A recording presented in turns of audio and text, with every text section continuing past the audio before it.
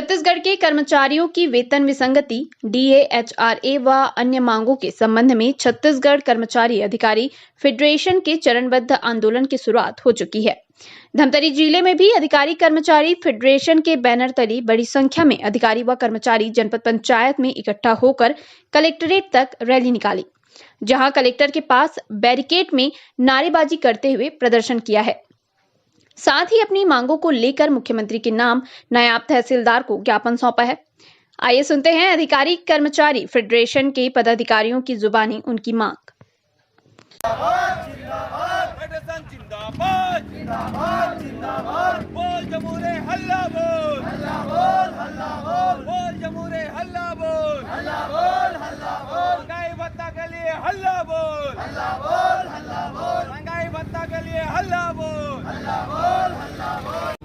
आज हमारा 4 सूत्री मांगों के लिए ध्यानाकर्षण देने के लिए ज्ञापन सौंपने हम लोग यहाँ पर आए हैं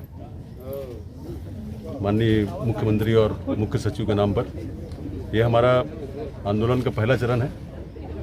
दूसरा चरण हमारा 18 मार्च को रायपुर में संपन्न होगा, जिसमें हमारे पूरे जिले के साथी रायपुर जाएंगे।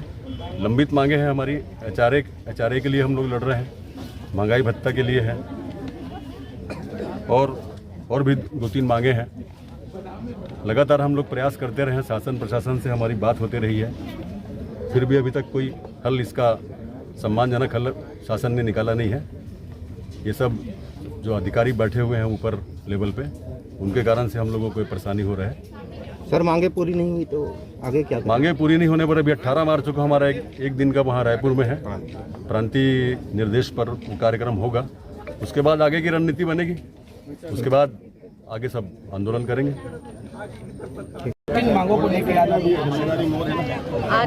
छत्तीसगढ़ अधिकारी कर्मचारी फेडरेशन के माध्यम से हम लोगों ने ज्ञापन सौंपा है और हमारी मांगे हैं कि हमारी 38% जो महंगाई भत्ता थी, एचआरए और हमारी प्रथम नियुक्ति तिथि से हमारी पूर्व सेवा गणना से हमारे को पेंशन और क्रमोन्नति, पदोन्नति और बहुत सारे वेतन विसंगति है, उसको लेकर आज यहाँ ज्ञापन सौंपा है।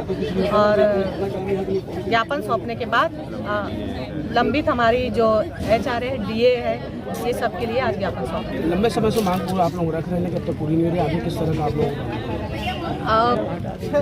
अभी तो हम लोगों ने यहाँ जिले में ज्ञापन सौंपा है, फिर आगे 18 मार्च को हमारे रायपुर में 1 दिवसीय वहाँ प्रांतीय आंदोलन है और उसके बाद जैसे भी प्रांत स्तर पर रणनीति तय की जाएगी, फिर आंदोलन की रूपरेखा बनाई जाएगी। ज्ञापन सौंपे, आगे क्या रणनीति? कर्मचारी अधिकारी फेडरेशन जो प्रांत व्यापी एक समूह है, मंच है, जिसमें बहुत सारे हमारे कर्मचारी संगठन एक साथ शामिल हुए हैं।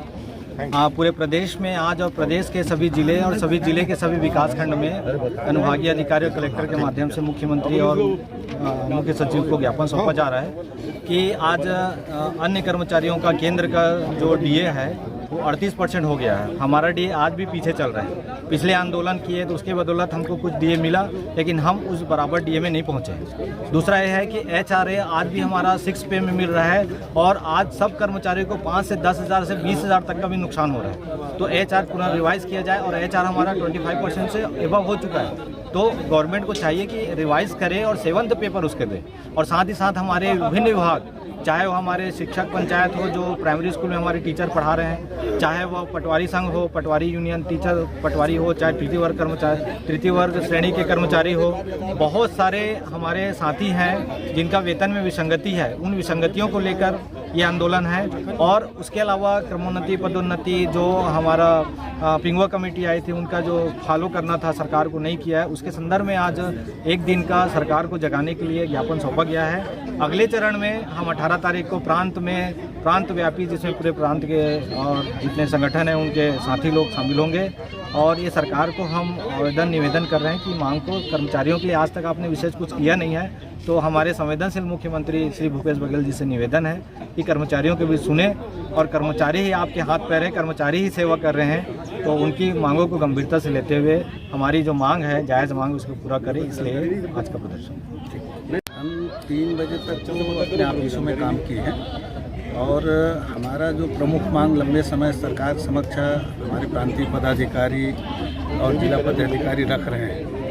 उसके बाद भी सरकार आश्वासन पर आश्वासन दे रही है और कार्य रूप में परिणित नहीं हो रहा है, जिससे बहुत पीड़ित होकर हमारे कर्मचारी जगत पुनः आंदोलन के राह पर उतरे हैं। और चूँकि प्रजातांत्रिक देश है, हम शासन को प्रजातांत्रिक तरीके से आज ज्ञापन सौंप कर अवगत करा रहे हैं। इसके बाद अगर सरकार ने ध्यान नहीं दिया तो 18 तारीख को प्रांत व्यापी एक दिवसीय धरना प्रदर्शन देंगे अपने अवकाश देकर। उसके बाद भी सरकार नहीं मानी तो फिर प्रांत स्तरीय हमारी जो समिति है, समन्वय समिति, वो अनिश्चितकालीन आंदोलन करने के लिए रणनीति बनाएगी और उस पर हम काम करेंगे। हमारी प्रमुख मांग ये है कि HR हमारा जो 7वां वेतनमान लागू हुआ है तब से हमारा अधिकार बनता है, वो आज तक हमको नहीं मिला। दूसरा हमारा जो है महंगाई भत्ता, समय समय पर केंद्र सरकार महंगाई भत्ते की दरें दे रही है, किंतु राज्य सरकार जब भी दर देती है हमको 1 साल बाद देती है, 6 महीना बाद देती है, और जो गेप का जो अंतर का समय की राशि है वो खा जा रही है।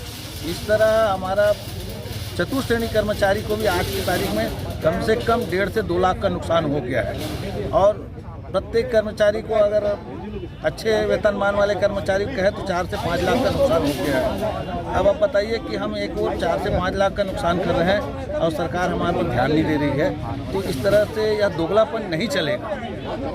जो आपने जब चुनाव के पहले वादा किया था कर्मचारी की कोई समस्या लंबित नहीं रहेगी, सारे कर्मचारी संविदा से रेगुलर हो जाएंगे, किसी भी कर्मचारी अंशकालीन कर्मचारी को 10,000 से कम वेतन नहीं मिलेगा, हर प्रकार से आपने वादा किया है।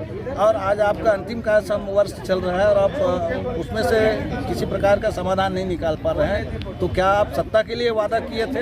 हमारा प्रश्न ये है, बस हम इतना ही कहना चाहते हैं, जो आपने जैसा वादा किया था और आपको हमने बुलाया नहीं था, हमारे मंचों पे आके आप लोगों ने वादा किया था, तो हमारा आग्रह निवेदन है जो आपने वादा किया है वो निभाएं और कर्मचारी हित की बात करें, उनके अधिकार को दें। आपने तो अपने लिए सब कुछ ले लिया है, अपना वेतन बढ़ा लिया, पेंशन बढ़ा लिया, 60,000 का 1,60,000 कर लिया, इस प्रकार से आपका सब बढ़ गया और हमारे कर्मचारियों के हितों में आप सोचते हैं कि इतना भार पड़ेगा, इतना भार पड़े। कभी आपने ये नहीं बताया कि विधायक, मंत्री, राज्यपाल, इनके वेतन बढ़ने से सरकार पर इतना भार पड़ा, कभी ये प्रेस में नहीं आया। हम चाहते हैं वो भी प्रेस में आए और जनता के सामने सारी बातें आनी चाहिए।